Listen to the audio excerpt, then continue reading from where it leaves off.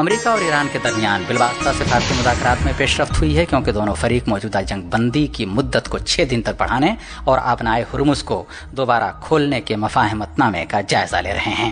امریکہ کے نائب صدر جے ڈی وینس نے تصدیق کی ہے کہ مذاکرات شروعاتی سمجھوتے تک پہنچنے کے بے حد قریب ہیں، حالانکہ صدر ڈونلڈ ٹرمپ کی جانب سے آخری منظوری ابھی زیر التوا ہے۔ اس دوران ایران کے سرکاری میڈیا نے خبر دی ہے کہ اب تک کوئی سمجھوتا نہیں ہوا ہے اور تہران لفظوں کے بجائے ٹھوس کارروائی کا مطالبہ کرتا ہے۔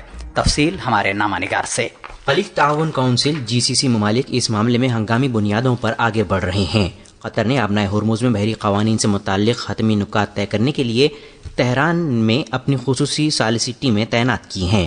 دوحہ بھی جاری کیے گئے ایرانی فنڈز کے سختی سے انسانی بہتری کے استعمال کو ممکن بنانے کے لیے تیسرے فریق پر مبنی منظم میکینزم کے قیام پر کام کر رہا ہے۔ مزید پیچیدگی لبنانی نقطہ نظر سے بھی ہے۔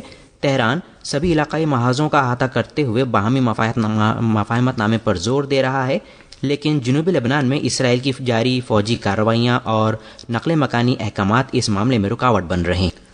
پاکستان میں خیبر پختونخوا صوبے کی راجدھانی پشاور سے پشتون تحفظ موومنٹ PTM کارکن فرید اللہ افریدی کی مبینہ جبری گمشدگی سے متعلق ایمنسٹی انٹرنیشنل کی جانب سے سنگین تشویش کا اظہار کیے جانے کے بعد پاکستان کو انسانی حقوق سے متعلق اپنے ریکارڈ کے ضمن میں تازہ تنقید کا سامنا ہے۔ سوشل میڈیا کی ایک پوسٹ میں ایمنسٹی انٹرنیشنل نے کہا ہے کہ افریدی کو پشاور سے 18 مئی کی شام کو اغوا کیا گیا تھا۔ ان کے کنبے کی جانب سے بار بار اپیل کیے جانے کے باوجود مقامی پولیس نے FIR درج کرنے سے انکار کر دیا، نیز انہوں نے ان کی گمشدگی کے بارے میں کسی باقاعدہ کارروائی کا آغاز بھی نہیں کیا ہے۔ ایشیا، امریکہ، یورپ اور دیگر خطوں کے دفاعی حکام نے قبل ازیں رواں ماہ امریکہ اور چین کے سربراہی اجلاس کے بعد سنگاپور میں ایک سیکیورٹی کانفرنس کا آغاز کیا ہے۔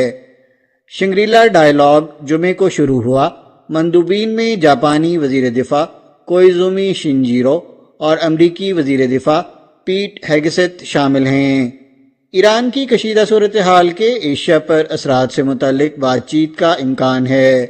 دیگر موضوعات میں ممکنہ طور پر تائیوان اور بحیرہ جنوبی چین سے متعلقہ مسائل جیسے علاقائی سلامتی کے چیلنجز شامل ہوں گے۔ دو طرفہ اور کثیر فریقی بات چیت متوقع ہے۔ ہیگست ہفتے کو تقریر کرنے والے ہیں۔ ان کے پیغام اور اس پر ایشیائی ممالک کے رد عمل پر توجہ مرکوز ہوگی۔ ہند بحر الکاہل میں جاپان کے کردار کے حوالے سے بھی دلچسپی بڑھ رہی ہے۔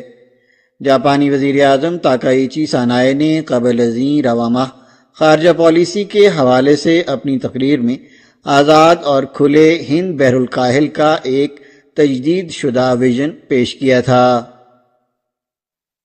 اسرائیلی وزیر اعظم بنجامن نیتن یاہو کا کہنا ہے کہ انہوں نے اپنے ملک کی فوج کو غزہ کی پٹی پر کنٹرول بڑھانے کی ہدایت دی ہے تاکہ اسلامی گروپ حماس پر دباؤ بڑھایا جا سکے۔ نیتن یاہو نے جمعرات کو کہا کہ اب ہمارے پاس 60% کنٹرول ہے اور ان کی ہدایت ہے کہ اسے بڑھا کر 70% کر دیا جائے۔ غزہ میں اسرائیل اور حماس کے درمیان امریکی زیر قیادت امن منصوبے پر مبنی جنگ بندی گزشتہ سال اکتوبر میں عمل میں آئی تھی۔ تاہم اس پٹی کے صحت حکام نے جمعرات کو بتایا کہ جنگ بندی کے نفاذ کے بعد سے اب تک 922 افراد ہلاک ہو چکے ہیں۔ اسرائیلی فوج نے غزہ میں وقفے سے حملوں کا سلسلہ جاری رکھا ہوا ہے۔ امن منصوبے میں اسرائیلی فوجیوں کا انخلاء اور حماس کو غیر مسلح کرنا شامل ہے، تاہم ابھی تک اس منصوبے پر کوئی بڑی پیش رفت نہیں ہوئی ہے۔ مشرق وسطی میں طول پکڑتے تنازع کا اثر بھارت کی دو بڑی زرعی مصنوعات مسالہ جات اور آم کی برآمدات پر پڑ رہا ہے۔ مسالوں سے تیل بنانے والی جنوبی ریاست کیرالہ میں ایک کمپنی خلیجی ممالک کے ساتھ تجارت کرتی رہی ہے۔ آبنائے ہرمز کی بندش کے بعد اسے اپنی ترسیل کے لیے دوسرے راستے تلاش کرنے پر مجبور ہونا پڑا۔ کمپنی کا کہنا ہے کہ اسے نقل و حمل کے زیادہ اخراجات اور بحری انشورنس پریمیم میں اضافے کا سامنا ہے۔ آم کی صنعت پیداواری حجم کے لحاظ سے دنیا کی سب سے بڑی صنعت ہے، یہ بھی متاثر ہوئی ہے۔ جنوبی ریاست کرناٹک کے کچھ کسان پہلے اپنی پیداوار کا 40% مشرق وسطیٰ کو برآمد کرتے تھے، لیکن تنازع کے آغاز کے بعد سے اس خطے کی تمام برآمدات رک گئی ہیں۔ کہیں اور جانے کی جگہ نہ ہونے کے باعث ان کے عام کم قیمتوں پر اندرون ملک مارکیٹوں کی طرف بڑی مقدار میں جا رہے ہیں۔ وہ اپنی معمول کی قیمت کے 1/4 سے بھی کم پر فروخت ہو رہے ہیں، جس کے نتیجے میں کسانوں کو اچھا خاصا نقصان ہو رہا ہے۔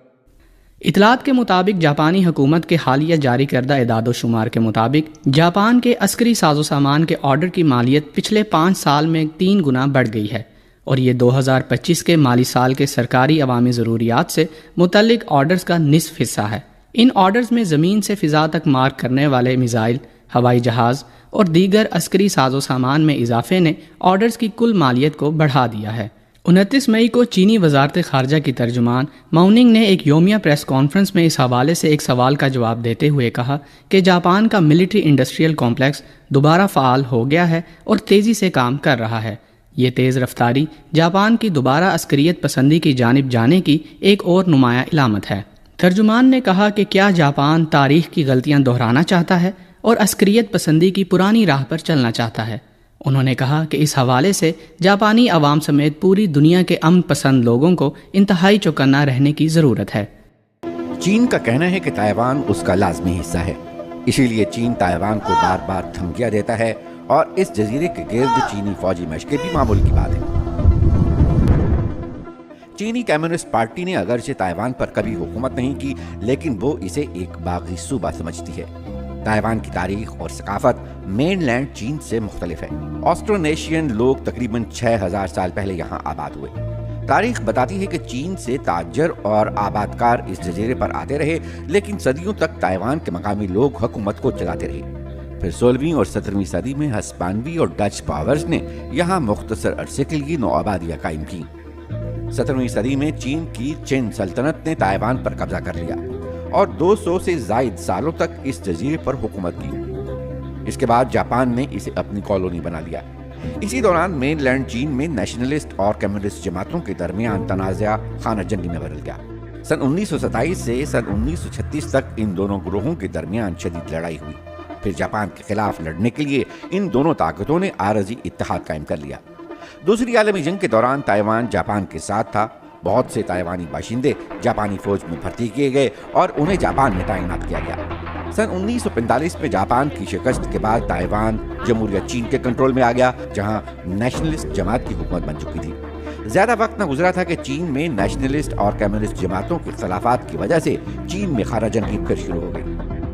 سن 1949 تک ماؤ کمیونسٹوں نے مین لینڈ چین کے زیادہ تر علاقے پر قبضہ کر لیا، جبکہ نیشنلسٹ حکومت تائیوان منتقل ہو گئی۔ لیکن دونوں کا دعویٰ ایک ہی تھا کہ پورے چین پر حکومت انہی کی ہے۔ کمیونسٹ حکومت مین لینڈ چین پر قابض ہوئی اور ملک کا نام عوامی جمہوریہ چین رکھ دیا گیا، جبکہ تائیوان میں نیشنلسٹ حکومت ریپبلک آف چائنا کے طور پر قائم رہی، جس کا پرچم اور آئین بھی نہ بدلا گیا اور اقوام متحدہ میں اس کی نشست بھی برقرار رہی۔ تاہم سن 1971 میں اقوام متحدہ نے چین کی نمائندگی کمیونسٹ حکومت کو دے دی۔ آج تائیوان کو صرف 12 ممالک ہی آزاد ملک کے طور پر تسلیم کرتے ہیں۔ بہت سے لوگوں کے لیے یہ تنازعہ صرف زمین سے ہی نہیں جڑا، بلکہ ان کے لیے یہ مسئلہ خود مختاری، نظریات اور قومی شناخت کا ہے۔ کئی حلقوں کے نزدیک چین کی خانہ جنگی در حقیقت آج بھی ختم نہیں ہوئی۔